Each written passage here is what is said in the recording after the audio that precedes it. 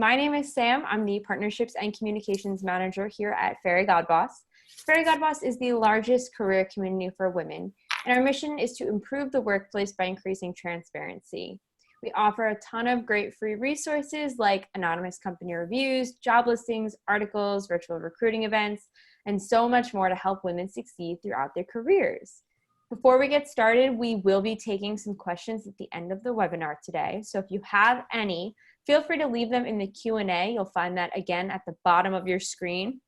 You can leave questions as yourself or anonymously, so don't be afraid to ask anything. We'll also be recording this webinar and sending it out later today in a follow-up email. So if you miss anything, you want to rewatch it back or share it with a friend, you'll have the ability to do so. I know I asked attendees why you're joining in from today. I see another person from Denver, Colorado. She joined in to support leadership responsibilities at work. Welcome. And hi, Stephanie from Highland Park. Happy to have you here. So here with me today are Lubna and Glenda. Lubna is a certified executive and performance coach, adjunct faculty, neuroscientist, and she's currently the managing director of executive education at Rutgers School of Management and Labor Relations. Being a career switcher and an ambitious professional herself, she's known to work best with other ambitious professionals and career switchers who are committed to their success no matter what. Glenda is the Director of Professional Development and Training at the Center for Women in Work at Rutgers University, School of Management and Labor Relations. She's a skilled instructor with over 20 years of experience in developing programs and delivering content to learners of all age. And her work focuses on issues of equity and diversity in both education and corporate industries. Thank you both for being here today. Over to you. Hi. Thank you for having us. Thank you, Samantha. Thank you, everyone, for joining us. We're really excited to have you all on today and talk to you a little bit more about using your own personal leadership plan to advance at work and what exactly that means. So as Samantha mentioned, my name is Glenda Gracia Rivera. I am at the Center for Women in Work at Rutgers University within the School of Management and Labor Relations. And just to tell you a little bit about the background of the center has been around for 26 years. And our center really focuses on advancing women's not only social equity, but also economic equity through research, policy, and programs. And so I'm mostly on the programming side of that, but I also do have over 20 years of experience. As Samantha said, I've been at the center for 12 years, but I have over 20 years of experience in delivering programming and working with students of all ages. And so my work really focuses on elevating equity-minded work practices in the workplace and in the classroom. Okay, so I'm Lubna, and as Samantha mentioned, I have switched careers many times. Before being in my current position as the Director of Executive Education for the School of Management and Labor Relations, where we offer HR and leadership training certificate programs for corporations. My previous position was as a career coach for executive MBA students, executives and professionals, and I enjoyed very much that position because, like I said, I've been switching careers over and over and over, and this is one of the things we will be discussing today. How not to do that and how to think about your career a little bit better and plan for it. So today, Glenda and I, we would like to share our insights regarding how to think about planning your career, how that career comes into your life also, and how to use your leadership plan to advance in your job, okay? So this is an interesting quote that we found. You are the CEO of your life. You have the power to stage and compose it the way you want it to be. So let me ask you this, and please type your answer in the chat box. What do you think is the percentage of the current CEOs in S&P 500 companies are women? Let's take a guess.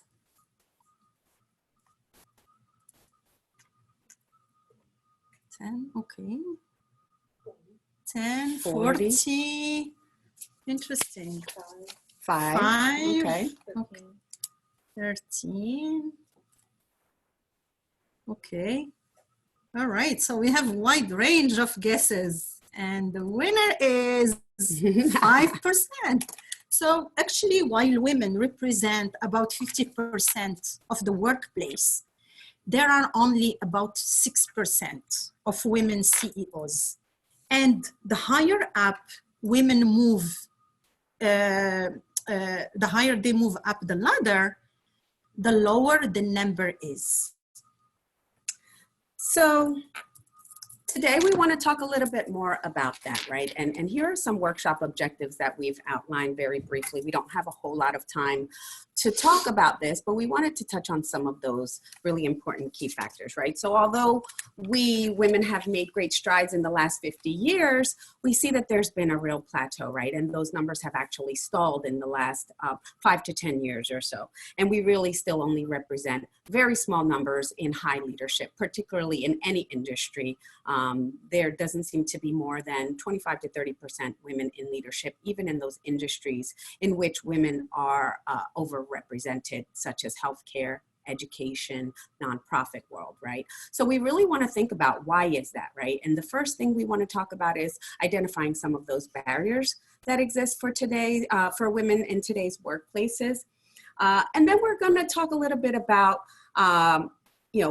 your why, right? Help you understand how to pinpoint what is your why and be able to connect that to developing your own vision statement and really outlining some of those overall goals for yourself, personal and professional. And then the last part will really be thinking about how to start looking at that framework, right? And how to be able to develop that own personal leadership plan framework for yourselves, right? And so it's important to really know about these things so that, because you want to know why those problems persist, but you also want to know, all right, what can I do about it, right? Sitting here today, what are some action items that I can really take to move forward for my own life? Sorry.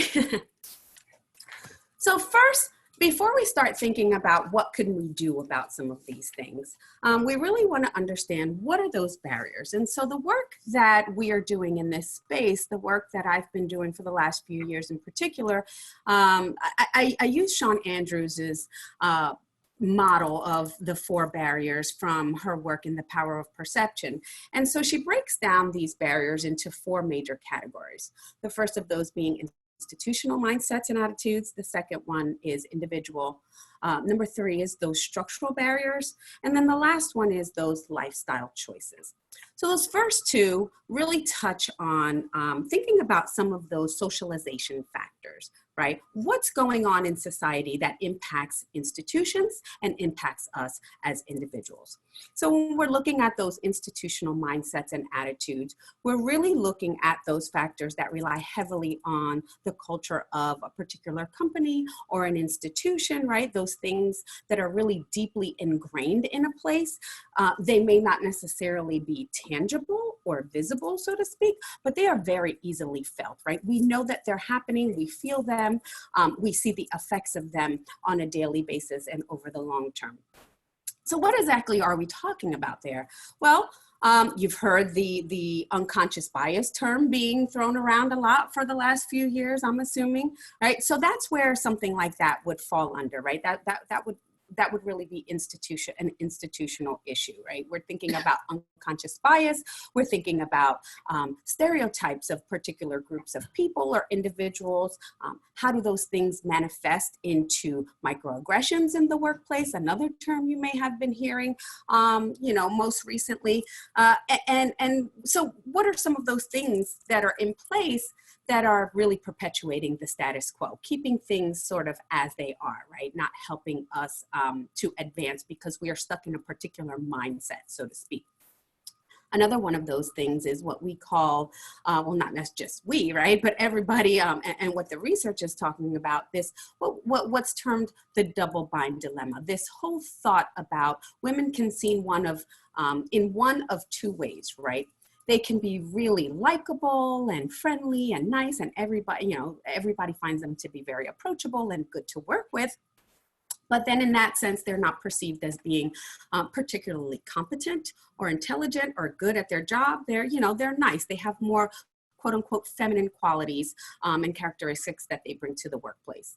On the flip side of that, then, if they're not that, then they can be very smart, very competent and intelligent and accomplished at what they do, but then not considered very approachable or not well liked, considered the witch, for lack of a better term at this moment since we're in public. But thinking about that, right? So you can, and that's maybe a little bit more of a masculine approach to leadership. So, how do we as women walk that fine line? So those are some of the things we're talking about when we refer to those institutional mindsets. The individual ones are those internalized beliefs, right? What are some of those socialization factors that we've then internalized for ourselves that impact our own advancement?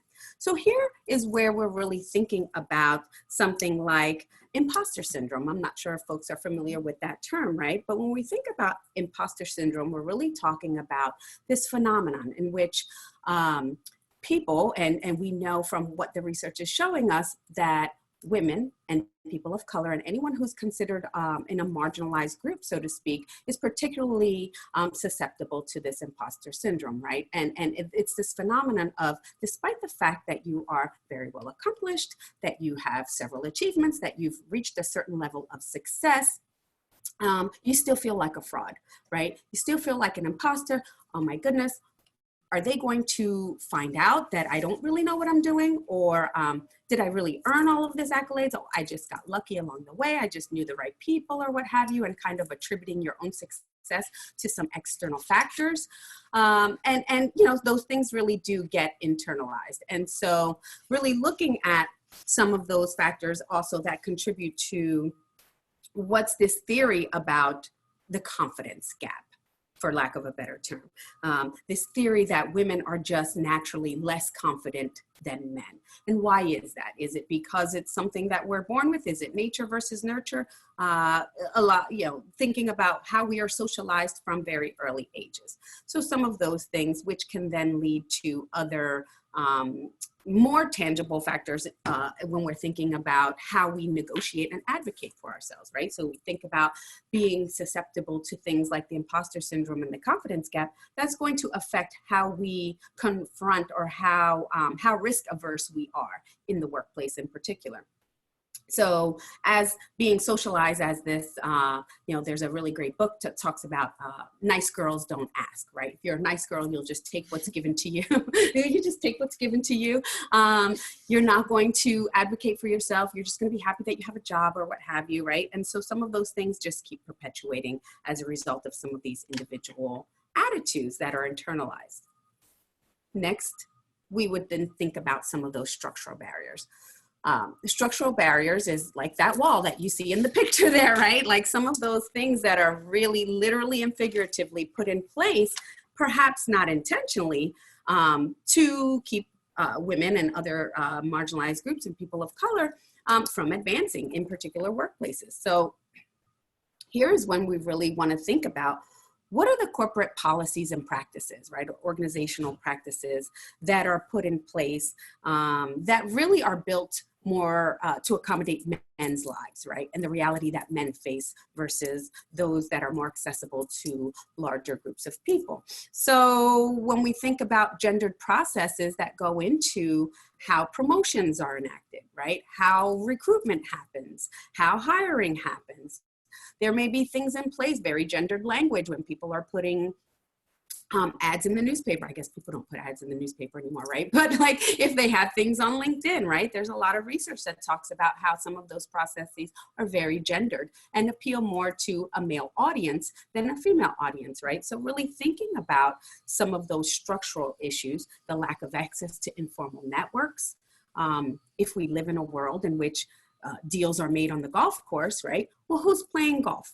We know that there's a particular audience who really has access to that. And so if women and people of color are really excluded from those informal networks, that's a big opportunity that's being missed for a whole population of people, right? And thinking about even how we access mentors and sponsors. If there are structural barriers in place in terms of organizations not having formalized programs in place, that may make it a lot more difficult for people who don't see themselves in the workplace or who don't see people who look like them in positions of leadership so to speak, to really access someone who is able to mentor them or who they feel comfortable with or who's able to or willing to sponsor them in the workplace. And then the last one is those lifestyle choices. And if you notice, I put the choices in quotes, right? Because again, we're thinking about some of those factors and some of those things that are really socialized and ingrained in us from very early ages. So in my mind, they're not really choices that we consciously make for ourselves, as sometimes they're actually forced upon us. And one really good example of that is really thinking about this work-life balance issue, right? Like this is generally termed or generally framed as a women's issue. And in today's workplaces in particular, we know that it's not just a women's issue. It's also just a parent's issue, right? Harvard Business Review actually put out a really good article about this last week or the week before, really thinking about what's really holding women back is that we are not framing things correctly, right? That we have to sort of expand how we are thinking about things and how we're really talking about some of these things, right?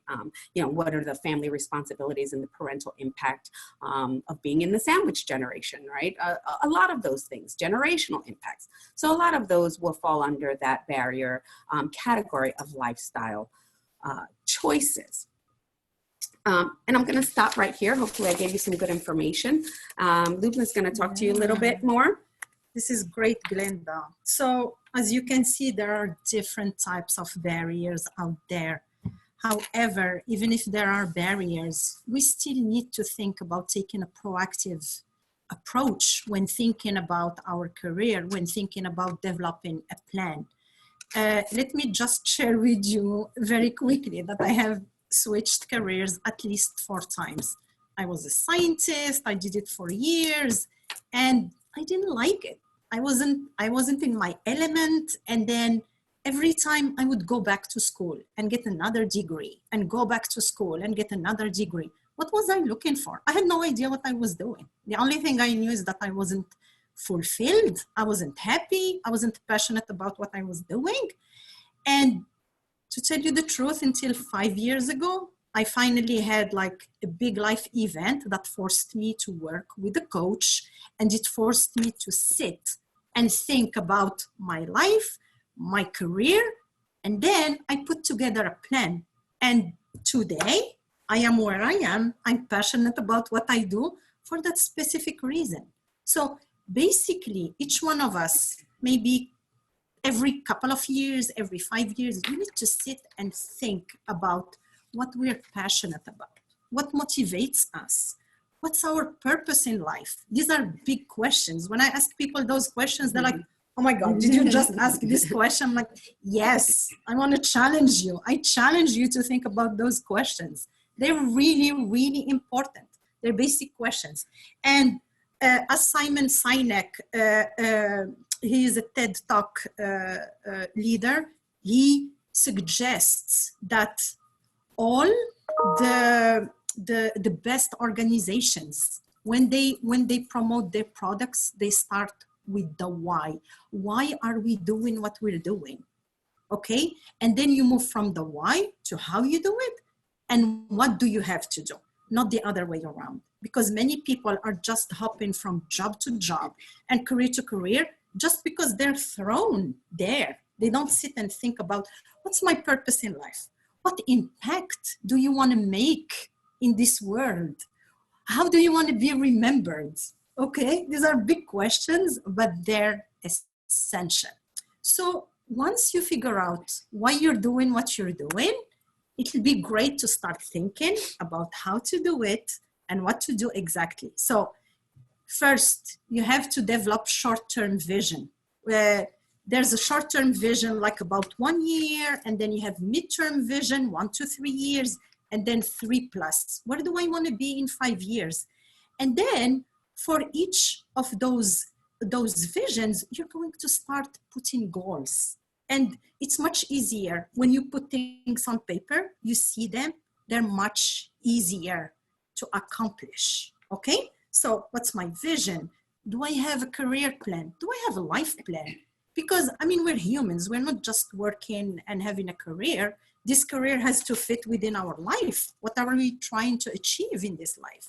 Okay, so basically, what does your roadmap look like? What does your plan look like? And how do you execute it? And when you start executing, you want people to hold you accountable. Okay, so do you have a roadmap? And why should you have a roadmap? It's very important to gain clarity, okay? The first step to gain clarity is to ask yourself all those questions. Then step number 2, you create a roadmap, which is a strategic leadership plan. And Glenda will share more details about that. And step number 3, you start executing, you track progress, and you are held accountable. Why is it important? While you're developing your roadmap, while you know where you're going, you're here today and you want to be in another place 5 years from now, you need to plan for it. So basically, while you're going through this process, you will gain practical skills, you will gain confidence to communicate exactly what you want. Let's say you're also thinking about getting promoted. You will understand how to position yourself effectively and voice this to your manager, to the organization, and you need to be seen. You need to be heard and you need to be seen. And of course, you want to learn how to make an impact, how to handle work pressure, how to deal with conflict and difficult colleagues and challenging situations. So to summarize, you need to define your values. You need to define your vision. You need to set those goals. And when you put everything together, you're going to develop a career plan, a life plan, a leadership plan. All right? So we're going to walk you through some of the steps. So this process came out of one of the programs that we do run, and that's something that we will talk about a little bit later. But important for you to know that this process came about as an iterative process in terms of thinking about how do we help people kind of put this framework together in a way that makes sense, and in a way, so we would normally break this down into, action items and different steps. And again, we're going to just kind of run through them really quickly here and not get into too much detail, but just kind of give you at least an overall view or an idea of how to start doing this for yourself. So as Lubna said, right, those are those main 3 steps. So that first step is really thinking about how do we identify our own core values, or what I like to, or what we like to refer to them even more so. What are those guiding principles you hold for yourself, right? And so you heard Lubna talk a lot about your why. This is the why, right? When you start to really take this down to the very cellular level, this is your why, right? Start thinking about what are those values that I hold really dear, particularly in my own professional practice, right? What are those principles that are going to guide me? That's your why. And then step 2 is writing the actual vision statement. And that's going to be your where and what, right? Where do I see myself in several years from now, in the long term? What is it that I really want for myself as a professional? And then the last one is those setting goals and objectives, really laying out those steps. Thinking about this is the how, right? That's your actual roadmap. The how comes into place when you start setting those goals, objectives, and even those smaller tasks into place, right? And, as we said before, we really want to think about these barriers. And so we don't have time to talk about all of these. We shared a lot of barriers with you and a lot of really heavy material there, but here is where we're really looking at the individual mindsets and attitudes that I referred to earlier. This is one of the tools that you can use for yourself to start thinking about how do you address some of those barriers for yourself, right? Like, how do you use this to overcome imposter syndrome, or to really look at, is there a confidence gap, right? Or how do you use this as a tool for targeting whether or not you want to negotiate for a higher pay or a new position, right? So that really, what we're really attacking here, this is a strategy to address that level of barrier. And I want to make that clear so folks understand the connection that we're trying to make here. So how do you go about identifying some of those core values or guiding principles for yourself? You know that in a corporate world, you have, every company should, right, particularly large companies, have these guiding principles that, you know, they're principles or precepts, if you will, that guide this organization through all different types of circumstances, right? And so those core values may be displayed on a wall somewhere. They may be on your letterhead, or, you know, they're most likely on your website, and maybe you've memorized them for your company, right? So start to think of yourself as your own company, right? This entrepreneurship idea, and think about, okay, so if I'm a company, right? If I'm my own business, what are my core values? What are those values that I'm going to hold and want to attain for myself? And important to know that these are not subject to significant change over time, right? These kind of stay pretty basic. They may vary, fluctuate, and expand, or what have you, at different points in your career.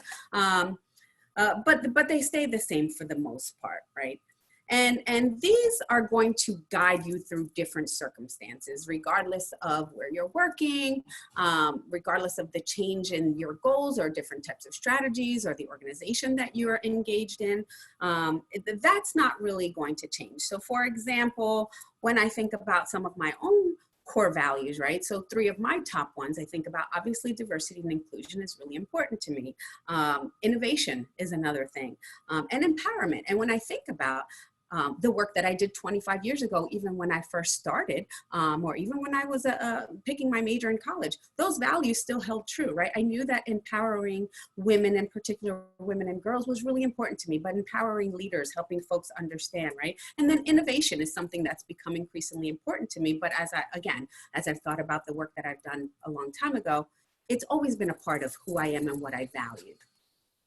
And so important to know that these will really be the foundation for creating your vision statement and kind of outlining those goals and objectives, right? So once you've identified those values, or those guiding principles, if you will, you can then work on your vision statement. And you may have heard other terms like a career mission statement or a career vision statement, but basically it really is a brief summary of what's your ultimate career goal, right? It's you know, what do you want to do?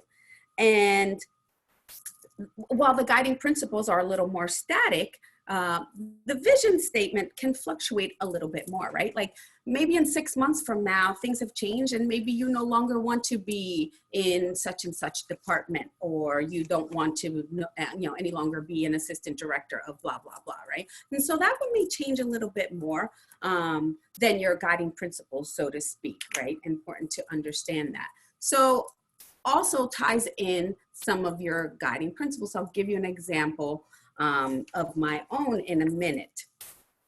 And like I've heard you say, and I totally agree with that, it's very important to visualize where you want to be. Yeah, so. Yeah, dream big and start achieving what you want. Exactly, Lubna, right? So this is your pie in the sky, right? Obviously within realistic terms, but that vision statement really has to come from you visualizing yourself in 5 years from now, right? What's the position of your dreams, right? Envision what, you know, where are you? What are you doing? What does the atmosphere look like? What is the ideal situation? Imagining yourself in the future, try to be as specific as possible with some of those observations for yourself. All of that is not going to go in the actual vision statement. This is just your thought process for thinking about how do I want to formulate this into words, right? And think about what bigger impact are you having? It should be brief. 1 to 3 sentences. It may sound like a very big charge, but with some practice, you can get it, right? It's not like an elevator speech, so to speak, but it should be concise and it should be fairly easy to memorize and repeat for yourself. It may or may not be something that you share with others. Again, this is not the same as an elevator speech, but it is something that's inspirational. It should look towards the future with a positive lens. And I'll share with you my own, right? And so in doing this process with the women that we run programs with and that we engage with in these programs, programs, you know, I really had to think about some of these things. And so thinking a couple years ago, or last year or this year, right? What do I want to be? What do I see myself? And so my vision statement 2 years ago was to be an innovative director who increases opportunities for projects that aim to empower women and girls, inspires future leaders, and elevate equity-minded practices from the classroom to the boardroom. So you see there, it is something inspirational. It is just a few sentences. It's something that incorporates my my guiding principles of being innovative, of empowering others, and really incorporates that concept of equity, diversity, and inclusion, which are very important to me. So again, it sounds like a really tall charge, but it's an iterative process. It's something that takes scribbling and writing and, you know, scratching out and, you know how it is, right? Several drafts until you get to where you want to be with this, and something that makes sense and something that's achievable, in which we will talk about specifically with the SMART goals and objectives. So once you've outlined your foundation, you have your guiding principles outlined, you have your vision statement that's built off of that, right? You know your why, you know your where you want to go, right? All right, let me figure out what it is I have to do to get there. So the goals is really the roadmap, right? This is the step-by-step, what am I going to do? These should be SMART goals. We're not going to go into SMART goals specifically, but this is something that we would really help women flesh out when they do our programs, right? Thinking about how do you identify, because people hear about this all the time, but it doesn't matter. I've had vice presidents in these groups. I've had folks who are just starting out their careers. The SMART goal thing really does sometimes trip people up. They still sometimes have a very, you know, it's not as easy as you would think to be able to kind of manage this or outline this. It takes a lot of work. It takes a lot of work and a lot of practice and thinking about it, right? And refining and thinking about how do we come through this to get to the crux of what it is we want to do. So you want them to be specific, right? You know, about what you want to do. You want them to be measurable. That's super important. We'll talk a little bit more about them. I'm not going to go into that just yet. The next slide, I think I'll touch on that. Achievable. You want to make sure that is realistic, right? Achievable and realistic are really important, because if you're just starting and you say, I want to be CEO in the next 5 years, right? We know that that's not realistic, and that's a really extreme example, but I couldn't think of anything else, right? Just yet, right? They can be the CEO for their own company. You can be the CEO of your own house. I have a clock in my house that says executive director because I am the executive director there in that home, right? So, but, right, thinking about timely, right? Making sure that you also attach timelines to what you are doing, right? When do you want to accomplish this? And really having that out. And as Lubna mentioned before, you really want to, you know, this is not something you just want to do in your head. You want to write these things out for you. You want to keep them in a journal, in a notebook, on a spreadsheet, whatever it is, however you want to hold yourself accountable, right? Because this is your tool. This is your roadmap. You're the only person who needs to hold yourself accountable for these goals, right? You're the only one who's going to look back and say, okay, 6 months ago, I said I was going to do X, Y, Z. Did I do it? No. Why, right? And you're not answering. But it is something that can be a really valuable tool to use with a manager, as Lubna was saying, if you want a promotion, right? Or if you want to ask for a raise, or there are other things you want to do, cross-train in your office for other roles, right? This is something that you could really talk to your manager. It's a tool that you could use to kind of guide your own thought process in initiating those conversations, right? And thinking about, oh my God, how do I talk to my boss about this? How do I talk to a mentor about this? And it's something that you could easily be like, hey, I've been thinking about my goals for the next 3 years. Could you just sit with me for a little bit and help me think this through, right? And it's a really good way to open up a conversation with a higher up or even a peer who can give you some objective feedback on that, right? Again, not something you have to do, but really useful tool to be able to do that. And so we want to think about 3 levels of goals, right? As Luna was saying, the short term would be things that you could accomplish within 1 year. There's a lot. Here's your low hanging fruit, right? Your really easy wins that you can check off your list to kind of get you going, right? Excuse me, in terms of moving this plan along. The intermediate things are going to come later, 1 to 3 years, and those long-term goals are things that you really want to look at 3 to 5, 10, 15 years from now. I'm not sure where you are in your careers, right? But the accountability is key, y'all, right? Like that's where people fall off. We can get all of this started. You can get all of this written. If you're not being accountable to yourself and if you're not revisiting it regularly or having conversations about it, that's where it's going to fall off. You've heard that term or the phrase, if you fail to plan, then plan to fail, right? And I know that we really believe in that, right? Like we're both planners, right? Yeah. We're both like, write it out, have a to-do list for the to-do list, right? And so we're like that, right? And thinking about those, but having those well-written and clearly defined goals, right? Things that are very measurable, they're really essential for when you go back to evaluate and think about, where am I? Where do I need to pivot? Is this making sense for me right now? Do I have to change something up? Can I just add something? Yeah, jump in. So this is definitely something to think about for your career. But again, I would encourage you to think about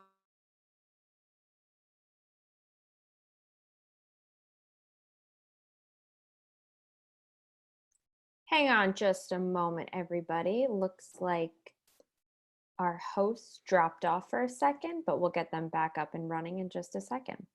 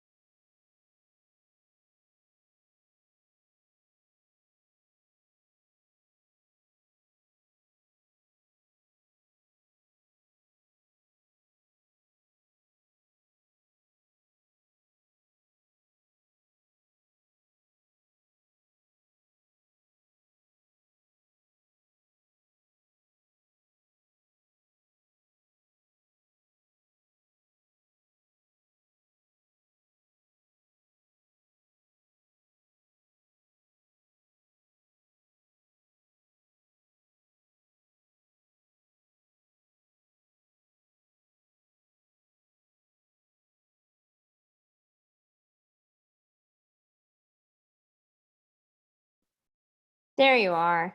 Hey, Sam, what happened? I'm not sure. It said something on your end. You dropped off. That's so weird. Yeah, Very that's strange. We have, that's what we thought. I mean, everything is charged. We didn't touch anything. Is everybody worries. on? Did we lose Yep, we're everyone? still on and Okay. recording, and Oh. everybody's still in the room. So you're all good if you just want to bring the Oh, screen up. Perfect. Awesome. Okay. You guys are back. Let's do that. Let me share.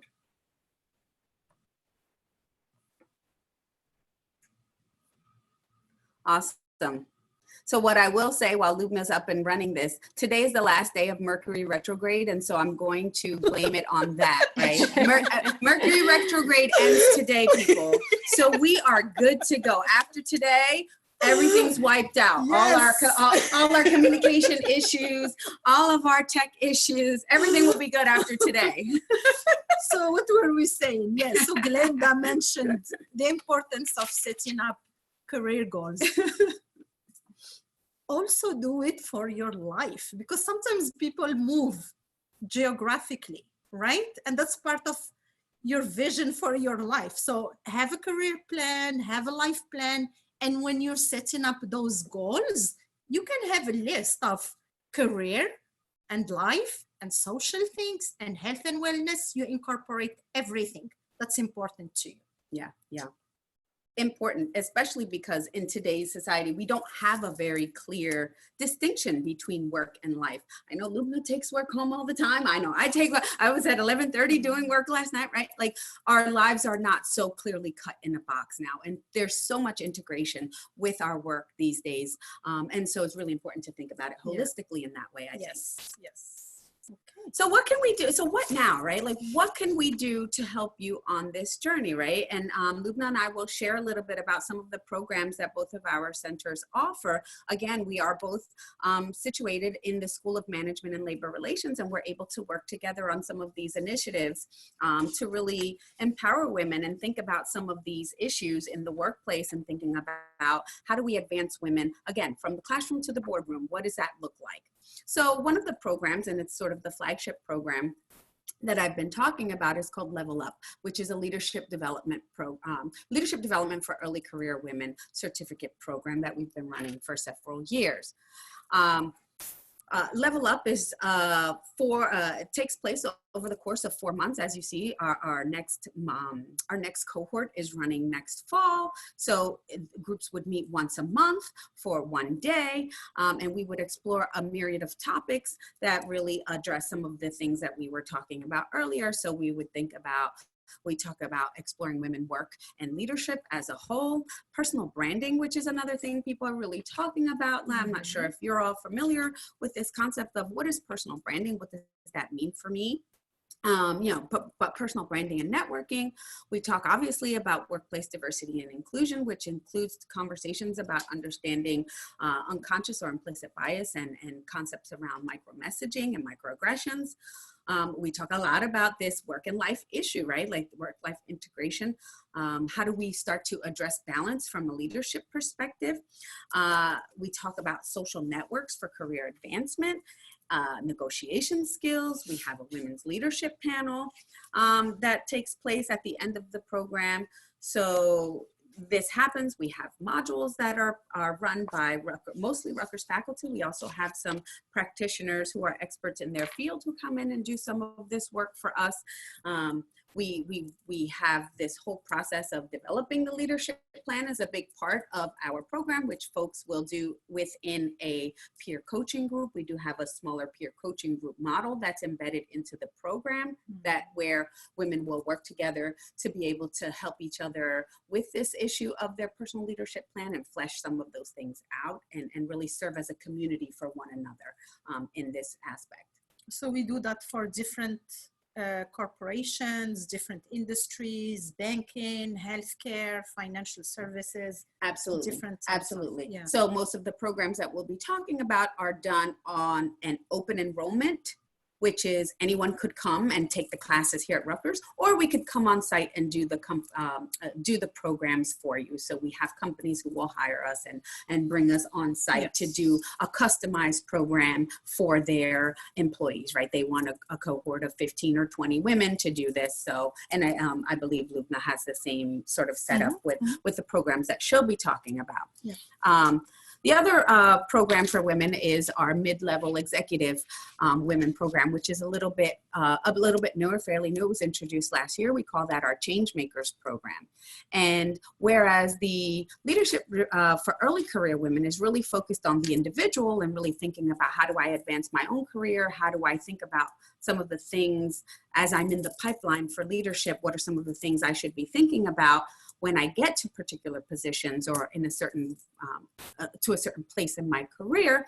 The Changemakers model is different. It really looks at the institutional approach, right? And so this one is not yet done on an open cohort because that one is really done company specific, right? And so that is where we would take a group of women from a particular company, mid-level executive women who have a little bit more years under their belt, who have been at the company a little bit longer, and really want to think about how can we make change? How can we serve as change agents and transformational leaders for our organization? And so in that program, we would really do a deep dive into a gap analysis to address some of the workplace workplace barriers, we would really think about, what does workplace culture look like here? What are some of those structural barriers look like here? What can we do to address some of those? Because there's where we really want to think about advancing that concept of change agency. How do we empower women within the company to work together for change for the better? Right? And thinking about leading strategic change. What does intelligent influence look like? What does that mean, right? And that one then is something where we would come out with a plan for the company, not necessarily a personal leadership plan, but we're thinking about what can the company do, right? Because in this program, we're really looking at institutional and comprehensive change, right? Mm-hmm. That's really the, like that's the bee's knees of all of it, right? The more pie in the sky program, if you will. Yeah. Okay, and then we have a new certificate program called Leaders Edge. It's targeted for mid-level managers to C-suite executives, and we try to incorporate as much as possible the latest trends in terms of leadership.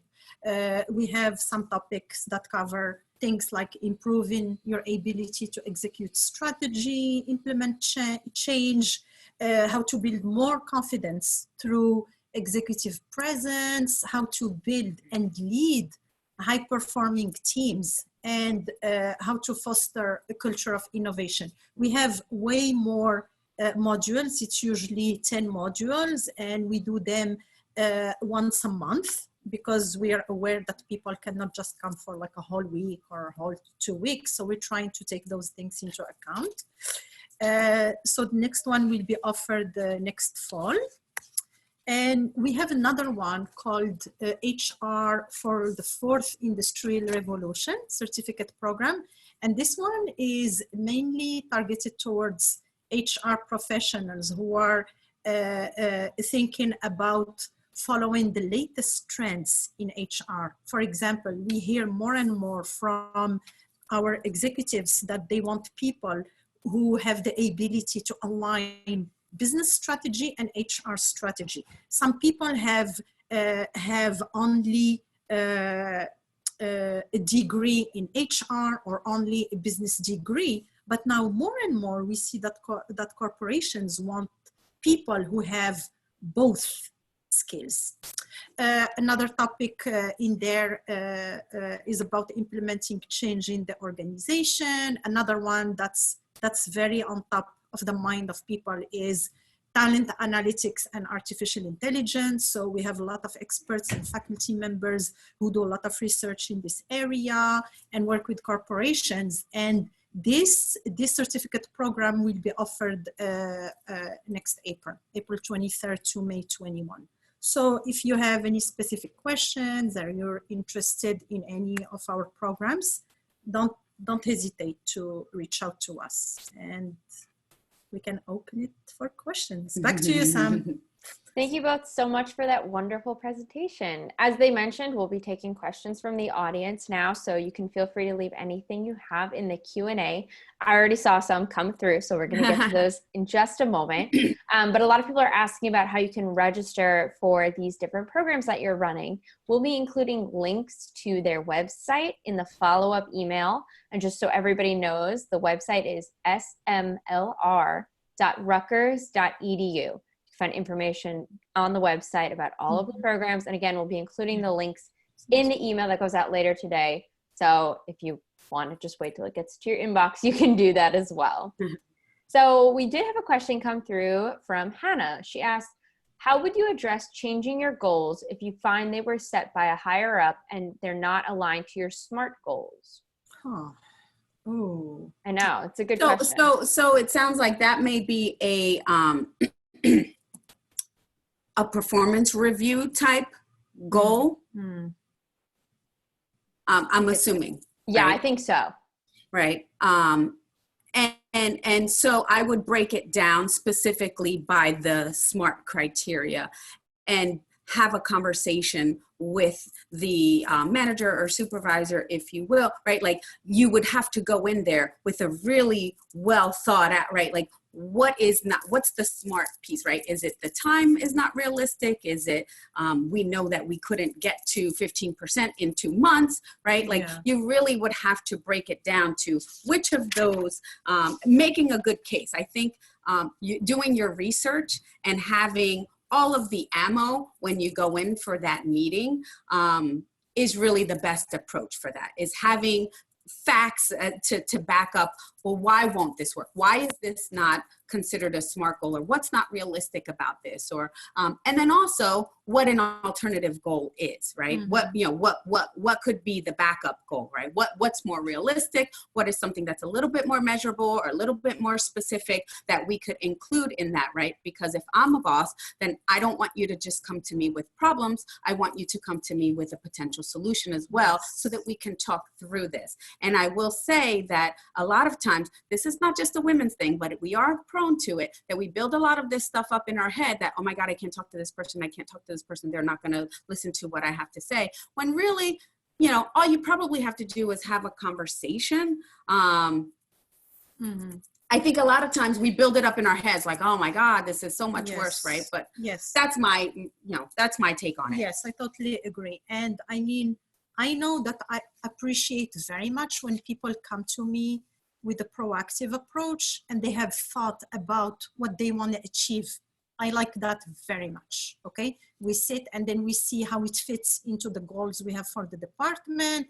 If it fits, of course, it's much easier to just approve any training they want to do or any skills they want to learn. So again, you follow the SMART goal approach, and you also think about how do your goals and the values that you have align with the companies and with your Exactly. I think the alignment is key piece also. That's great advice. Don't wing it. Make the business case for what you're about to say. Everybody who's anybody making widgets wants to know, how are those widgets going to make me some money? And the business case is always a really good way to start, which is why we talk about the business case for diversity, the business case for inclusion, right? Like thinking about all of those things is key. Yeah. We had an anonymous question come through. They asked, regarding accountability, who do you suggest I ask to help hold me accountable?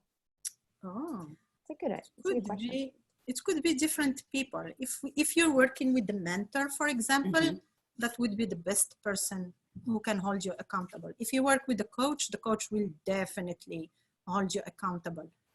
So I think the boss also. I think it could be anyone. You have to know your audience, right? So I work with someone who I'm very close to. She is 20 years my junior, and we couldn't be. We work very close together, and she's somebody who I would say, hey, couldn't you look? I go to her a lot of times, and people probably wouldn't think because she's 20 years younger, she's not at the same level in her career as myself. But she's somebody who I know is really good at holding me accountable, and will say, hey, Glenda, weren't you gonna, didn't you think that by this date this was gonna happen, or right? And so I trust her. So I think you have to know your audience, but I would start with a mentor, as Lubna said, but know your, it could be your partner, it could be your boss if you're very close to your boss, right? Or you value their professional opinion, right? I think you have to know your audience. So you touched upon the mentoring thing a little bit, but when you're advancing in your career, it's something we recommend very highly, is to have at least one mentor, and you keep learning from people, from their experiences, what was successful for them, where did they fail, and these are continuous learning. So one or two mentors won't hurt you. It will support you a lot. Yeah. I think know your audience is kind of the best advice you can give. We did have another presenter once actually warn about picking family members to help keep you accountable. And it was really interesting what she said, was because your family members, yes, they can be blunt and be tough on you, but they're also likely to be the easiest on you. So if you miss a deadline or something like that, like, oh, it's okay, you're a great person, I love you anyway. So maybe find somebody that you'd be a little bit more scared of, if they were like, hey, did you get that done? Well, my husband is very scared of me, Samantha, so I don't know about that one. Well, then that works perfectly. Did you do it? Yeah. Did you do It's like, it? hello. Yes. No, I think, yeah, knowing your audience. I think. Exactly. Not a question, but a comment from Carrie that I just wanted to point out. She said, I'm in the process of doing my SMART goals right now and may reach out after my current semester is over when I start applying them to real life. Thank you for your time. It was inspirational and informative. So Awesome. Thank you so much. We're here so for much, you, Carrie. Carrie. And then another question about the program specifically from Colleen. Are there any grants or sponsorships available for any of the programs that you guys went through? So I know that with our program, we're exploring the opportunity of doing a scholarship for the women's, the cohort that opens in the fall. And shortly we should be able to have information about that. It might likely be open to like the first 10 registrants. Like we're trying to define a process right now. We're still early on in that. I'm not sure about some of the other HR programs, but that the Level Up program specifically, we are exploring that as an opportunity. It's certainly not off the table. Yeah. I don't have a clear answer for you right now, though. Yeah. And actually for our programs, I mean, when we have multiple people from same company, we're able to offer discounts that can go up to 20%. Good point. Yes, I forgot to mention that as well. Yeah. And we often will have discount codes, a 20% thing. Yes.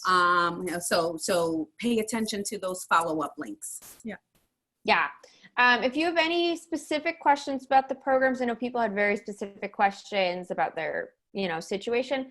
Feel free to reach out to them directly. They'll be able to answer your questions much better than I will. Yes. And I'll include, again, links to all of the programs in the email that goes out later today, so you'll not be without them. But I want to say thank you again so much to Glenda and Lubna. Really appreciate your time and your presentation with us today. Thank you. Thank you, Samantha. Thanks, everyone, for joining. Thank you, guys. Yeah, and thank you.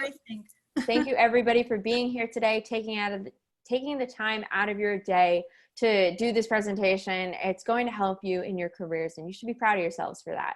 So thank you so much, and have a great rest of your day and week, everyone. We'll catch you at the next one. Stay safe, everyone. Wash your hands. Yes. Bye. Have a good one. Bye-bye.